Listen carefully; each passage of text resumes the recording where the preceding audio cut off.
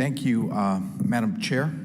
And Secretary Carson, thank you for being here with us today and engaging us in conversations about HUD. I want to begin with a proposal pending before this committee, known as the Safe Housing and Families Act.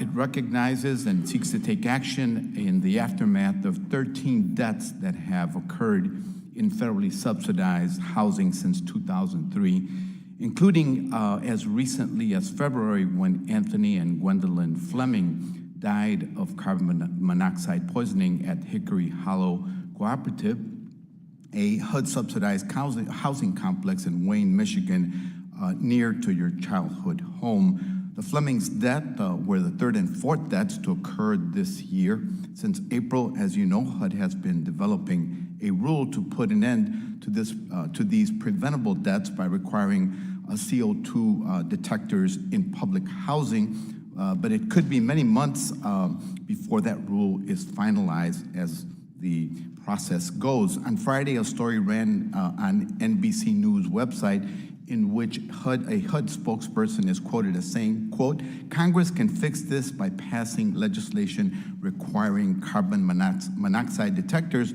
for those living in HUD housing units where detectors are needed." Secretary Carson, that legislation is before this committee today. This is that public hearing.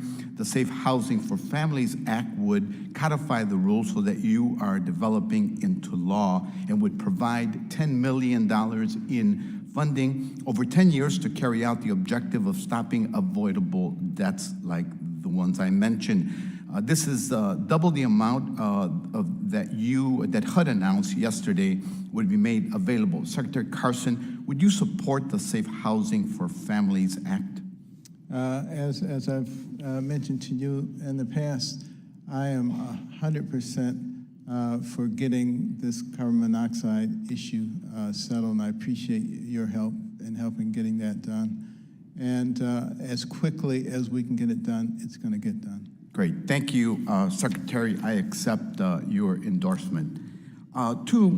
Changing gears and returning back to a topic we were discussing previously, the mixed status rule. I'd like to share with you a story about Joyce Bell. She was raised in Chicago and has always struggled to have clean, green, safe, and affordable housing. She's experienced homelessness, and when not homeless, rented from slumlords.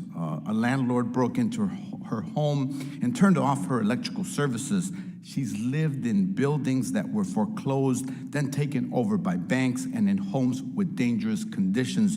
She's been on the waiting list at the Chicago Housing Authority for over 5 years. There's an estimated shortfall of about 3.6 million affordable rental homes in this country, and every day that HUD doesn't have the resources to fill that shortfall, Joyce and many people like her suffer. According to your agency's own analysis, implementing replacing mixed status families under your proposal will increase the federal costs of subsidizing units. Can you explain to Joyce why she should remain on the waiting list so that HUD can pay more money to implement a rule it acknowledges is unnecessary?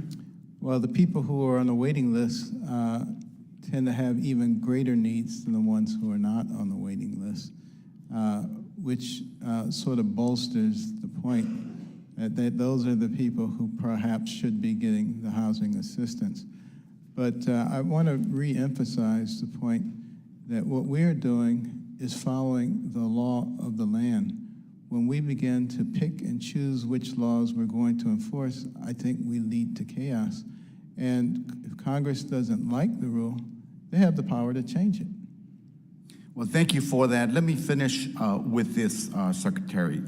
HUD's regulatory impact analysis states that, quote, "Perhaps the likeliest scenario would be that HUD would have to reduce the quantity and quality of assisted housing in response to higher costs." I think my colleague will do some follow-up questions on that. So when you claim that evicting eligible children from their homes will free up space for those on the waiting list like Joyce, that simply isn't true. It's not consistent with what your staff analysis, career staff at HUD have concluded. Again, what they've concluded is that the reason that the cost would be higher is because the people are more needy who are on the waiting list. Thank you, Madam Chair.